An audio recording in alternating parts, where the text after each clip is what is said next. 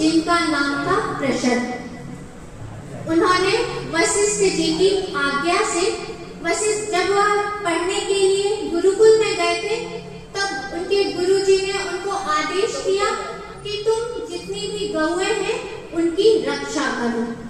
गायों की रक्षा के लिए उनको नियुक्त किया गया। अब रात्रि के समय वह सभी गायों के झुंड के बीच में बैठकर सभी गायों की रक्षा कर रहे थे। उसी समय रात्रि का समय था, एक बाघ उनके गायों के झुंड में आ गया और जैसे ही बाघ ने दहाड़ा तो जितनी भी गाय थी वह सब भयभीत हो गई और इधर उधर भागने लगी। अब जैसे ही प्रषद को ज्ञात हुआ कि गायों के झुंड में कोई बाघ आ गया है, तब उन्होंने अपनी तलवार निकाली और तलवार से उनको लगा कि सामने बाघ है और उन्होंने अनजाने में ही एक गाय का वध कर दिया।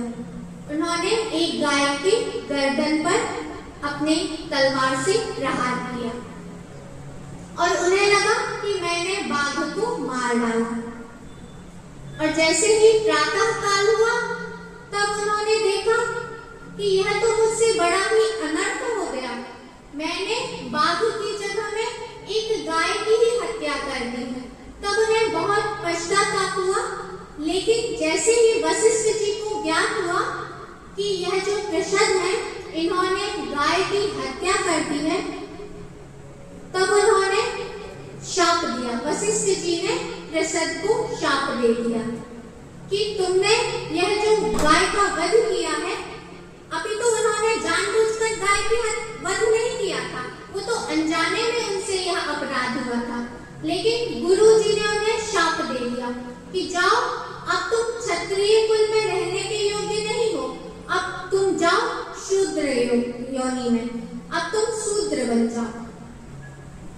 अब प्रषद जी ने कुछ कहा नहीं अपने गुरुजी से और हाथ जोड़कर अपने गुरु की आज्ञा का पालन किया और फिर वह वन में चले गए।